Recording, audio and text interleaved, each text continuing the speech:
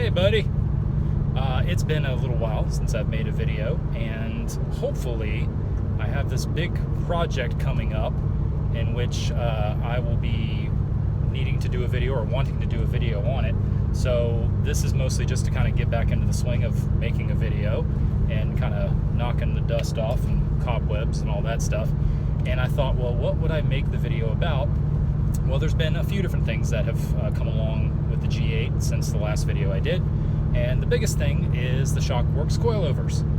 I've had those on the car for about a year now, and this is my long-term 1-year review slash update slash whatever. It is June 2022, and I'm currently leaving an autocross event. Came in second in class, but that was mostly because my tires are pretty well shot. But I only lost by 2/10, that's what's important. But the coilovers, I'll walk you through the whole process with the coilovers and how it goes. I ordered them from G8 Only, Joe LaBruza, and they showed up pretty quickly, as Joe is known to do. He had already had these in stock, and so we didn't have to wait on these being shipped over from Australia. That's where they're made. That's where Shockworks is located. And before I ordered the Shockworks, I had some questions, because I'm not like your typical, no offense, but I autocross this car. It's not like a typical G8 owner. There's not too many autocrossing G8s out there. So I wanted to know, okay, can these things hold up? For those of you that don't know, there's plenty of different coilover options out there. BCs are popular, Petters are popular, and those have a motorsports connection as a company, but in the G8 world, the BCs, I've talked to multiple people who have had issues with the BCs. Almost missed my turn. I've talked to multiple people that have had issues with the BCs. Quite simply put, you put a sticky tire on a G8, big heavy car, and the BCs, they're structurally just not quite able to hold up, especially in the fronts.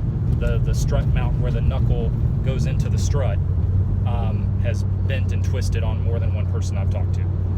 Okay, so that's that. Sorry, but that's just the reality. One person even worked with BC, trying to get a better reinforced design. Didn't work out. No problems with BC. I've driven cars that have BC coilovers on them. They're fantastic. Just for the G8, it's a rare situation, and therefore, whatever. The Petters, from what I've heard, the issue with Petters is especially the travel in the rear. They don't have as much travel, and so you can bottom them out and cause damage. And also I've heard getting parts for them is a little tricky, replacement parts for Petters. So is what it is. So I wanted to talk with Shockworks and find out what is their story, how much are they willing to stand behind their product when it comes to a motorsports type application. Granted, I'm not tracking this car all the time, but autocross in and of itself can be pretty hard on suspension components, especially a 4,100 pound car such as this. I talked with Chris O'Brien. It's a father-son company, very small. Chris is one of the sons, and he was awesome. A wealth of knowledge, definitely knows his product. They have something, I forget what it is, look it up, but I think it's like a 3-year, 100,000 mile warranty, and the warranty includes motorsports use. So I said, wow, okay. And he told me, he said, yeah, in Australia, they have a lot of hill climb cars. They run Commodores over there, and they do hill climb events, not so much autocross, but track days and hill climbs. And he said they had an initial issue with one car, but they fixed that, and ever since they're good. So I said, okay. So if you look them up, you'll see that they're not cheap. I sprung for the premium package, humble brag, mostly because I just wanted. It's what Chris recommended for one thing, and they come with the rears come with a CNC machined top hat, or the top mechanism or top structure that bolts into the car. So he recommended that. That's what I bought. I went with Chris's prescription when it comes to settings. The rears are full soft. The fronts are full soft. The rears are 4 clicks from soft, full soft. So 4 clicks towards stiff from full soft, if that makes sense.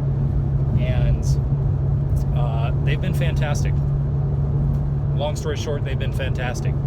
They have held up, haven't had any issues. I had one little issue where the locking ring came loose on the front passenger side, but that could have very well just been my fault. I didn't tighten it down enough. It had a rattle, kind of freaked me out, but I jacked the car up. Oh, tightened it up, cinched it up, good to go ever since. They have not bent, they have not twisted, they have not done anything. They've been on point. And I've autocrossed this car, you could just say once a month I've autocrossed this car, and they've held up. Still going strong. What kind of a difference did they make? I can tell you over roughly a 45-second course, maybe even less. Like today was mid-30s in terms of times, lap times, and I would say they easily picked up a second with the car, a full second. And the best way I could describe how that came to be is it makes the car feel 1,000 pounds lighter. The transitions, especially through things like slaloms, the car just can change direction so much better.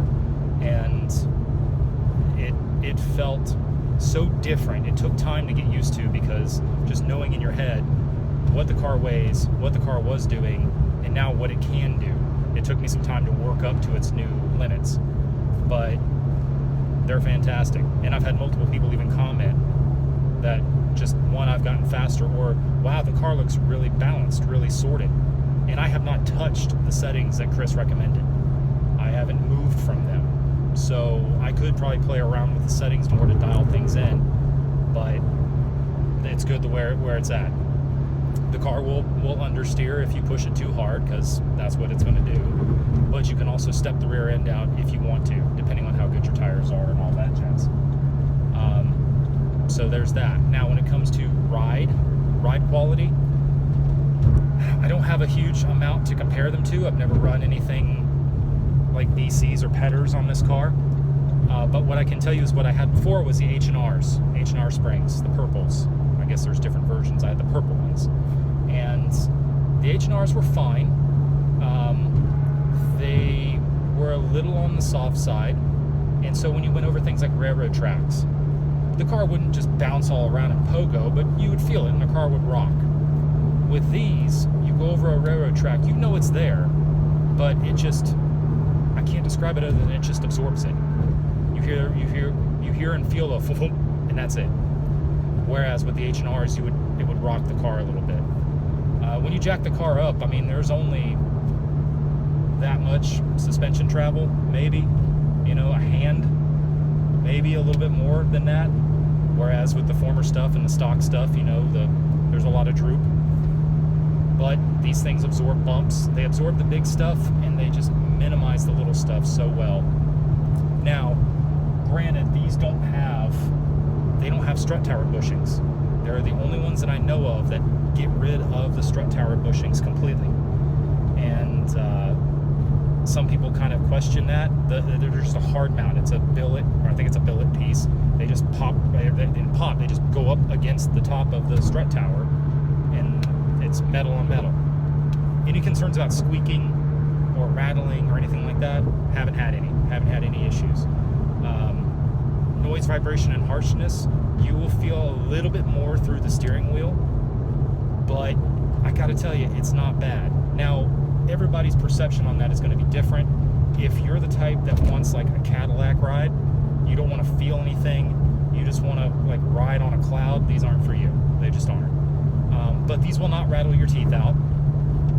I've got, my tires are aggressive, and they're BF Goodrich rivals, so they got some road noise to them. And I feel more through the steering wheel. I feel the little bumps, and I feel stuff like that. But it's not obnoxious. It doesn't make the rest of the car rattle. I am perfectly fine with it. So that's kind of a your mileage may vary type situation. But I can tell you overall, if you're looking for something motorsport oriented, if you're looking to take your G8 or your Caprice or your Commodore out and about and do some autocrossing, hill climb events, track days, stuff like that, aside from like a full custom set of like JRZs or something like that, I don't know if there's a better option. I really don't, based on my research. Now, if you're the type you just want to have, an adjustable suspension, a change of ride height every now and then, and you're an occasional spirited driving, mostly take it to cruise-ins and all that, you don't need to spend this kind of money. They're somewhere around like $2,400-$2,500 at this point, I think, maybe more. You don't need to spend this kind of money. Get yourself a good set of BCs. You'll be happy. They're fine. But if you're looking for something motorsport oriented, I would probably argue that those BCs or those Petters or anything else probably wouldn't hold up. So that's my summary. They're great, fantastic. The O'Briens seem like really good folks. They were super helpful. Even though I had to one time I called Australia and it was a $60 phone call. Chris was super helpful, and the install is relatively a breeze. If you know your way around a wrench, especially if you've got a lowered setup, you just kind of compare. I compared to what I had before to what I have now and made the links about the same, and then you put them in and just kind of adjust them however you need to make the car whatever ride height, whatever pitch, whatever you need. They're great. So go out there if you want to. Go out there and buy them. Get them from Joe LaBruzza whenever he has a shipment in from Aussie land, and you will not regret it. So hope that helps, and feel free to comment in the thing below. I'm not a YouTuber. Comment if you have any questions. I'll check this periodically. I'll add answers and all of that sort of stuff. And hopefully the next video I make will be a pretty cool and in-depth one about this whole other project I'm about to take on. So have fun. Talk to you later. Bye, buddy.